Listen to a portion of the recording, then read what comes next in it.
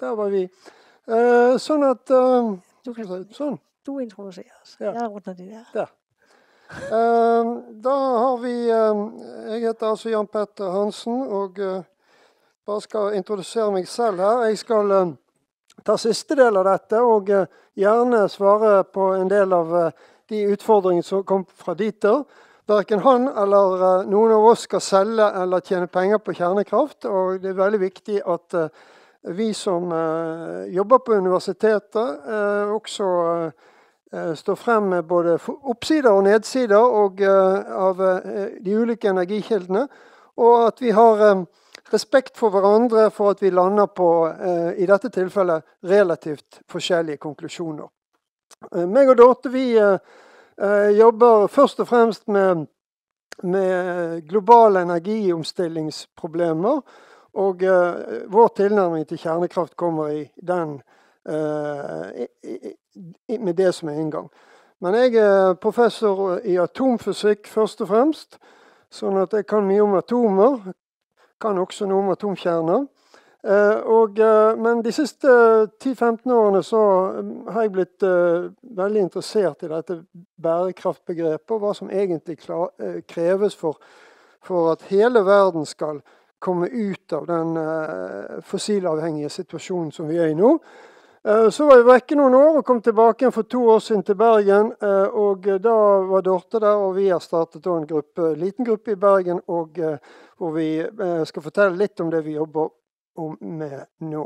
Sånn at nå gir jeg det til deg. Godt.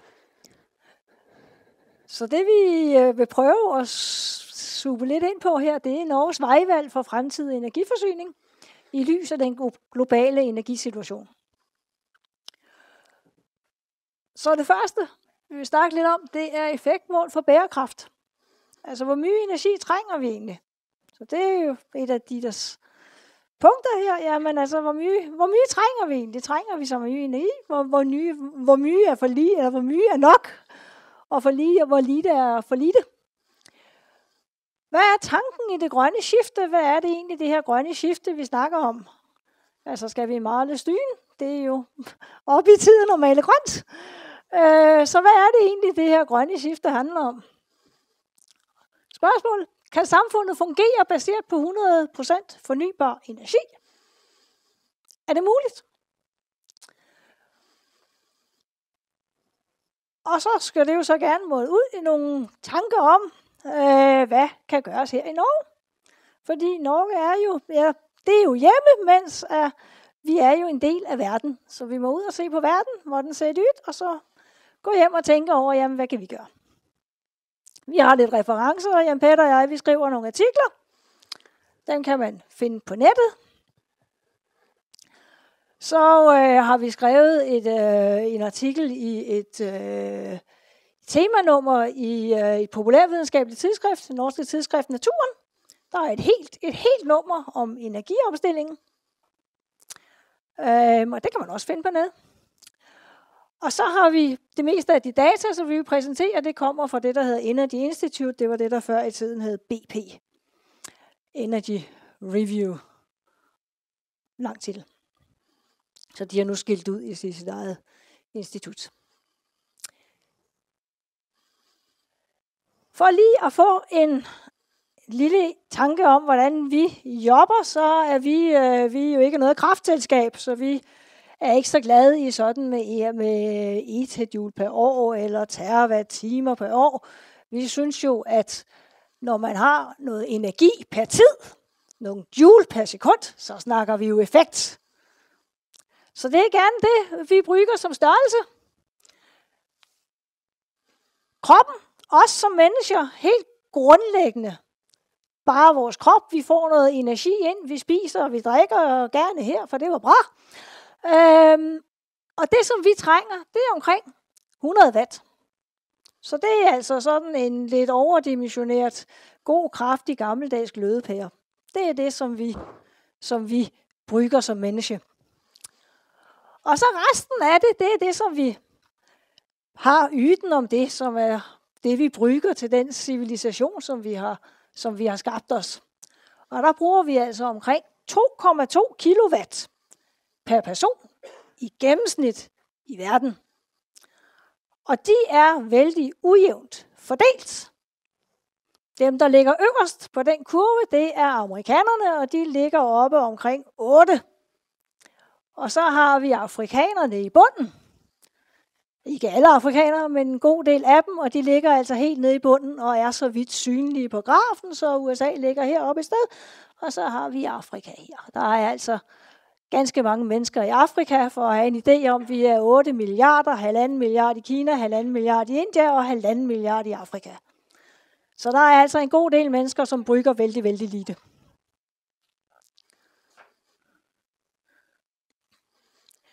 Vi snakker om denne her, det grønne skifte, altså en energitransition. Og det er ikke første gang, at vi har byttet hest. Det har vi gjort flere gange.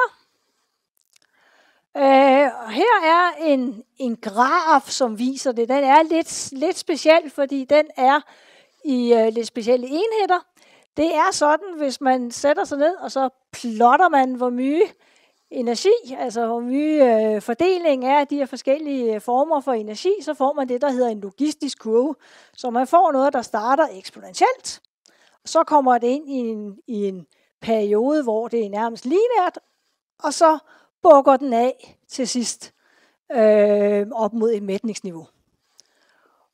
Og det er en meget generel kurve i en masse fænomener. Hvis man putter nogle fisk ned i et vand, så vil de formere sig som bare det i starten, så begynder udviklingen at møde modstand, og til sidst så når de så en eller anden maksværdi, hvor mange fisk man kan have i det her vand. Så det er altså en helt basal standardkurve. Og faktisk så de her energiudviklinger, de følger de her logistiske kurver. Så den her graf, den viser fordelingen af de forskellige typer energier. Det er en logistisk diagram her, så lineær på den ene led, logistisk på den anden led. Og dem, der ikke er så glade i sådan nogle her, der kan vi sige, at hvis vi har en logistisk kurve, så vil vi få en ret linje. Så hvis vi har sådan en logistisk vækst startende og eksponentielt går igennem en flad fase, og så mætter af, jamen så vil vi få lige en ret linje her. Fra det ene punkt til det andet punkt. Men nu har vi jo ikke bare én energitype, nu har vi forskellige energityper, som kommer ind på markedet og erstatter hinanden. Så det her, det er firewood, det er vedfyring. Så kom der ind kul. Så den kommer så ind og overtager logistisk. Jeg har en ret linje her. Så på et eller andet tidspunkt, så topper kulden, fordi der begynder at komme fossilt. Andre fossile, altså flydende fossile, olie og gas. De kommer så ind her. Så begynder kuls andel at gå længere ned. Det er fra her omkring 1920, mens at den går op. Vi krydser her omkring 1960. Der er kulforbruget omtrent lige stort som olie- og gasforbruget. Så knækker den. Og grunden til, at den knækker her, det er fordi, at Jan Peter og jeg, vi har regnet. Fordi vi ved jo, at olie og gas, det går jo bare derudad. Men det er fordi, at vi har regnet på effektiviteten. Som jo også har været op nogle gange her. Vi må blive mere effektive. Og faktisk så er det jo sådan, at hvis vi tænker os lidt om, og er en lille smule kreative og en lille smule teoretikere, så kan vi jo tænke på effektivitet som en energitype. Fordi hvis vi nu skal brygge en vis mængde energi, så vil vi gerne brygge dobbelt så mye energi. Jamen, vi kan jo brygge den samme mængde energi og være dobbelt så effektive. Så derfor kan man få denne her effektivitet ind. Men effektiviteten er heller ikke noget, som fortsætter forever. Og den har vi, der mangler, er der noget pege? Nej, det er det ikke. Jeg er ikke så høj. Heroppe for oven, der har vi faktisk, der var pege. Det er den deroppe, pege. Der, pege, ja. Så det heroppe, det er effektiviteten. Og som man kan se, så er det heller ikke noget, der bare fortsætter ud af. Den kommer også til, hvis man fitter den, så kan man faktisk se, der får man også sådan en logistisk funktion. Så for et eller andet tidspunkt, så har vi altså taget ud det meste af det potentiale, der er i effektivitet. Så har vi hernede, der har vi alt det grønne. Meget pædagogisk er det grønt her. Det her, det er vatten. Det her, det er kernekraft. Og det her, det er sol og vind. Så skal vi huske, at vi har en en logaritmisk skala her. Så på en logaritmisk skala, så er det at alt det, der ligger hernede, det er ingenting. Og alt det, der ligger heroppe, det er det hele. Så man kan altså ikke lige sige, at det der, det var vand, og det var kernekraft, og det er sol og vind. Bum, bum, bum. Jamen, det er super meget. Fordi den er logaritmisk. Så det vi ser, det er altså, at vi har de her stigninger i de her forskellige, altså vekslen fra ved til kul, og så fra kul til olie-gas, og så fra olie-gas, jamen så kommer den næste kurve, det er så effektivisering, som vi så også på et tidspunkt tager det meste af potentialet, vi er der næsten nu, og så kommer der et eller andet bagefter, forhåbentlig. Den her inspiration til den her kurve, det er faktisk en fyr, der sidder og jobbet med sådan noget tysker, Marchetti. Han er død for længe siden. Som faktisk var økonom, havde økonomisk baghave, jeg tror både han var ingeniør og økonom, og de her, det er faktisk, det er jo sådan en 50, hvis man lægger mærke til det, så er der 50 år mellem hver graf, og det er noget, man har i økonomien, det der hedder kontradief-bølger, at økonomien går i 50-års bølger. Så har man en recession, så har man genopbygning, så har man en vækstperiode, så har man en afmatning, og så kommer så den næste dyk. Og her ser vi altså også et meget pænt mønster, som giver os en eller anden idé om, at vi trænger et eller andet herude, og vi har ikke pejling. Der har været mange forsøg, og de kommer aldrig rigtig op over bundlinjen. Så det er altså sådan, som historien ser ud. Og det er jo gerne, hvad skal man sige, det kan være lurt, hvis man skal forstå nutiden, så må man jo kigge lidt baglæns for at se, jamen, hvordan kom vi dertil, hvor vi er nu, for at se, hvordan går det videre. Det her med effektiviteten. Vi har lagt effektivitet, der har vi ikke fossilt, så har vi ved, kul, olie og gas. Og så har vi det totale forbrug, så det er snorsk. Hvis vi ikke havde regnet med effektiviteten, altså hvis vi havde det virtuelle forbrug, altså det energi, som vi trængte for at gøre det, vi gør i dag, hvis vores effektivitet var, som den var på 60-tallet, så er det altså et helt andet energiforbrug, vi snakker om. Så effektiviseringen er altså vigtig. Den har fået trukket toppunkterne ganske mye ned.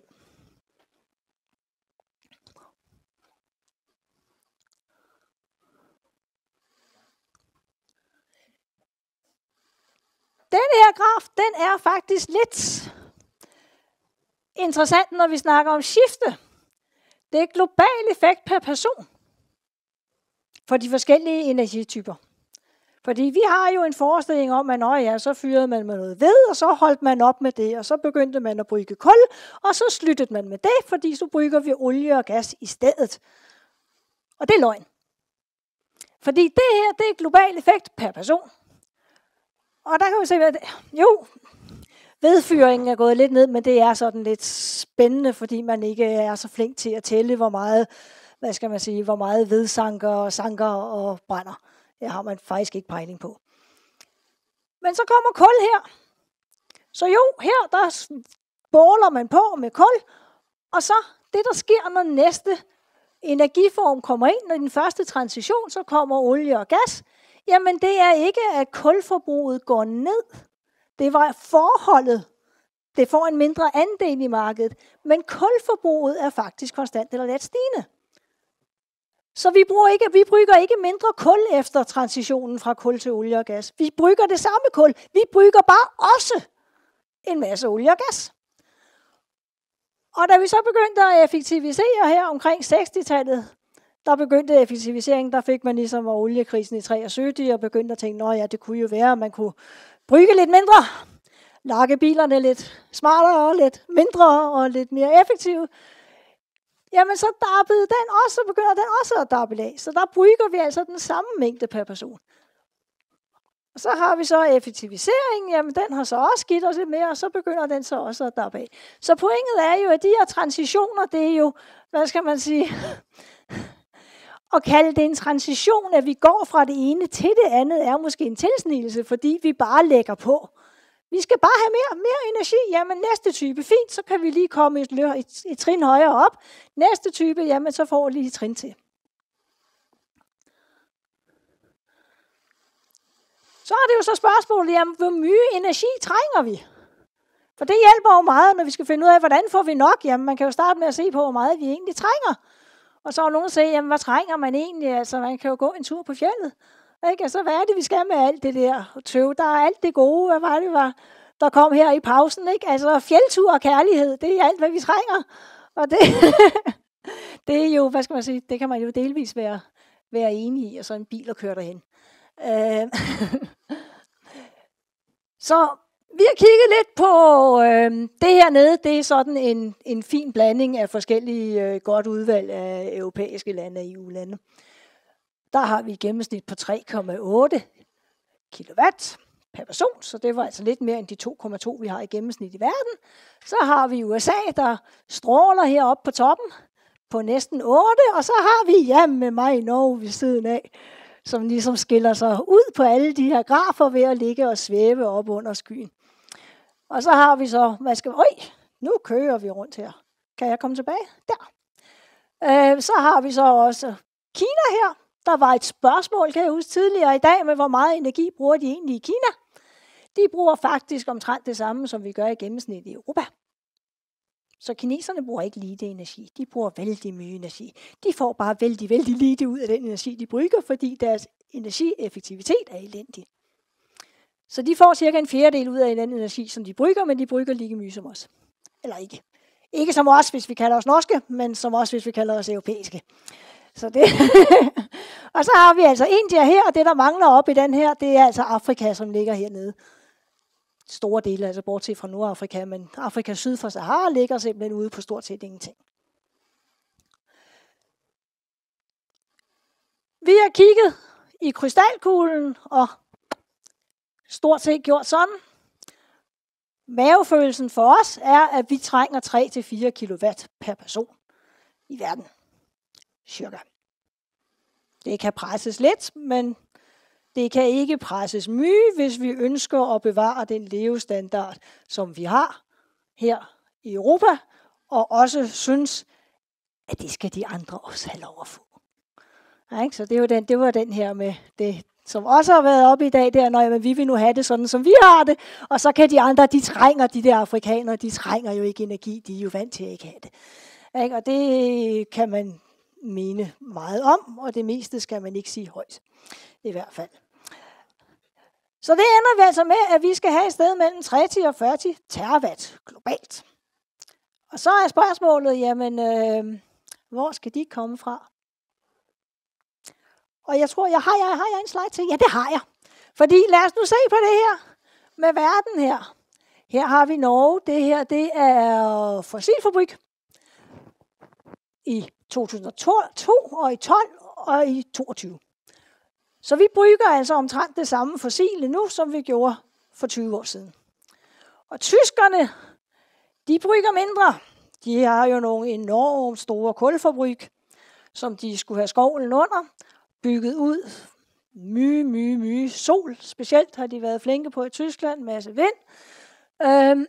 Og har fået presset det en god del ned. Og så havde vi Fukushima.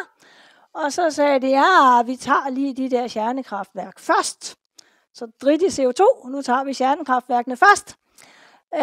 Og så gik det sådan, hvad skal man sige, lidt i stå, og nu er det faktisk lidt morsomt, at da de lukkede det sidste kernekraftværk i Tyskland for nogle få år siden, jeg tror det var i forfjor, der var det faktisk sådan, at anden hver af Miljøpartiet, de Grønne, at deres vælgere, de var faktisk imod stængningen af kernekraftværket. De ville hellere beholde kernekraftværket, og så lukke et par kulkraftværk. Så det er faktisk, der er blandede meninger om det her. Og altså tyskerne, de synes, de der kulkraftværk, jamen lad os da tage dem først, og så lad os lade kernekraftværket stå. Kineserne, det går så det jummer. Vi læser om i overskrifterne i aviserne, vi læser, at Kina er verdensmester på sol, og de installerer altså 400 gigawatt her, og nu har de slået deres egen rekord igen og igen og igen. Og realiteten er, at det er fuldstændig rigtigt, men deres øgning i fossilbrug er dobbelt så stor som deres øgning i fornybart. Så for hver gang, at de har lavet noget fornybart, så erstatter det altså ikke, de øger deres fossilforbrug med dobbelt så mye, som de her fine tal, vi læser. Egentlig er det en katastrofe, når vi læser, nu har de installeret en masse solceller, så ved vi, at de også har øget deres fossilforbrug med 2 gange det, som de har puttet ind af det andre. Og i verden her, der går det jo heller ikke særlig godt. Og det er jo ikke så overraskende. Kina står for over halvdelen af verdens kulforbrug. Over halvdelen, jeg tror det er 55 eller 59% af alt kul forbrændes i Kina. Og de står for knap en tredjedel af CO2-udslippene. Og de er mange kinesere, men de er altså bare 20% af verdens befolkning. Og ikke nogen af 30. Så vi har så sat os ned, og så har vi så prøvet at ekstrapolere. Det er jo det, vi gør. Ser på fortiden, ser hvad er der af mønstre, og så siger vi, jamen vi fremskriver lidt efter de her mønstre. Så hvis det nu går sådan, som den her udvikling går, som det har gået de sidste 200 år, når vi er gået fra den ene energikilde til den næste, til den næste, til den næste, jamen så ser det sådan her ud. Og der har vi altså olie og gas. Der er ikke meget, stakkels Jan Peter. Der er ikke meget der. Så vi fortsætter opover, så har vi den totale, den fortsætter også opover, så har vi kullet, jamen det skal vi også bruge mere af. Effektiviteten går jo også opover, men dapper lidt af. Her har vi den fornybare. Ja. Så ingen land får til at halvere sin udslip inden 2030, og ingen land får til at være fossilfri i 2050. Og nu har du lidt af en job med at køre noget tid ind. Jo da, men jeg kan jo bare starte her da og si at altså, vi ser ikke noe i tallene til at det skal komme en grønn, fantastisk kjernekraftfri fremtid. Tvert imot så ser vi bare denne litt trist, eller veldig triste utviklingen, vil jeg si. Og det er jo på en måte det som er hovedinnvendingen min mot forrige foredragsholder. For det at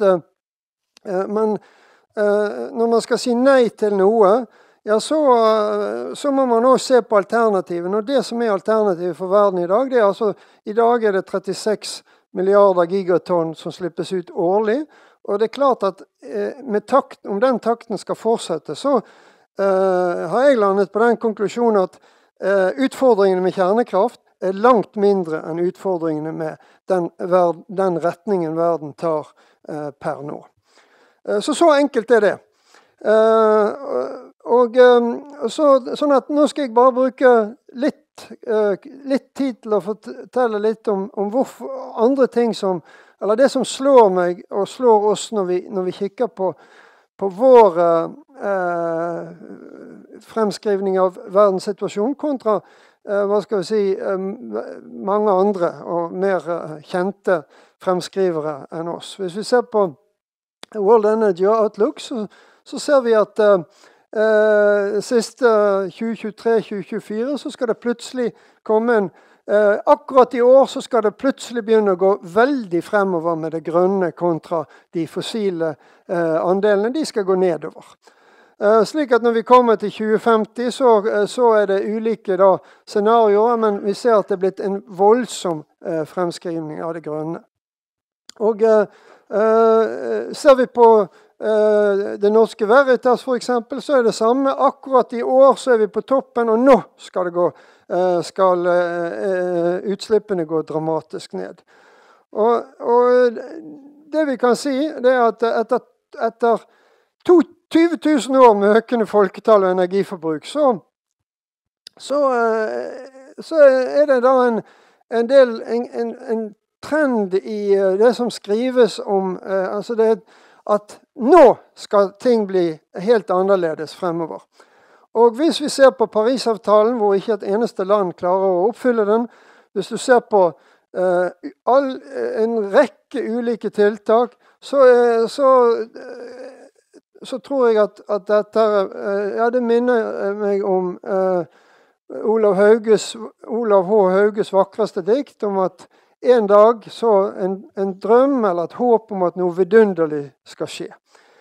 Og etter som årene går, så ser vi at det er ikke noe som så langt har skjedd, og derfor så tror jeg dette er en mer sannsynlig situasjon i 2050 enn det som for eksempel norske og politikere fra nærmere 200 land har sagt, at i 2050 så skal man være mer eller mindre fossil uavhengig. Sånn at de siste minuttene skal jeg bare bruke til å sannsynliggjøre hvorfor det går så tregt med overgangen til en fossilfri energiforsyning. Og Dieter har allerede snakket om utfordringen med kjernekraft og ulykkene. Ja, det er klart at at Tsjernobyl og Fukushima fikk en enorm konsekvens for mange minutter igjen. Jeg er ferdig. Ja vel.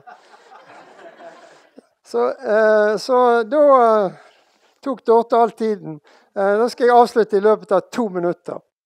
Det er så enkelt at energiintensiteten i den fornybare energien, den er helt annerledes enn energiintensiteten i både fossil energi og kjernekraft. Og så hopper jeg over det, og så går vi til det aller siste da, at skulle vi, her er et regnestykke, skulle vi gått over til 100% fornybar energiforsyning, ja, så er det begrensninger på jordens areal faktisk. Vi kan tenke oss at et energisystem kan levere 3-4 kilowatt til opp mot 50 mennesker eller litt over 50 mennesker per kvadratkilometer. Men dessverre så er det bare 20% av verdens befolkning som bor i slike land. Sånn at den fornybare energien slik den fremstår, den har ikke et potensial til å gjøre hele jobben. Og da er det bare nukleær energi som kan ta den andre delen av jobben. Og nukleær energi er alt som Dieter ikke tror på, og en energiform som kan komme, nemlig fusjon. Sånn at der ligger en mulighet for at vi skal ha et godt liv på jorden, og at vi kan sammen med selvfølgelig utbygging av sol og vind, men der ligger muligheten til at 10 milliarder mennesker kan ha et rimelig godt liv. Og så hopper jeg over det, og så hadde jeg tenkt å si noe om det nordiske kraftsystemet, men det har jeg heller ikke tid til. Sånn at hvis vi skal lande her i Norge, så er det klart at alle energikilder, de har oppsider og nedsider, og de må veies mot hverandre. Men det er nå engang slik at det er hevet over enhver tvil at skal Norge utvikle seg med økende befolkning og overgang til grønn industri, ja, så trengs mer energi. Det vet de fleste her i rommet. Og om vi ikke kommer i gang med det nå, så er det også et valg vi tar. Nemlig at vi velger en fattigere tilstand, et enklere liv, eller at vi rett og slett kommer til å kjøpe andres energi, ettersom vi har masse penger i banken. Sånn at nå droppet jeg 80% av hva jeg hadde tenkt å si. Og dette her, egentlig så dette veldig inspirert av en som heter Sir David McKay. Han har skrevet en bok som heter Renewable Energy Without the Hot Air. Han lever ikke i dag, men den ligger fremdeles på nettet, og jeg anbefaler den veldig sterkt for alle som interessert i å lære mer om fornybar energis begrensninger og muligheter. Takk! Tusen takk skal du ha.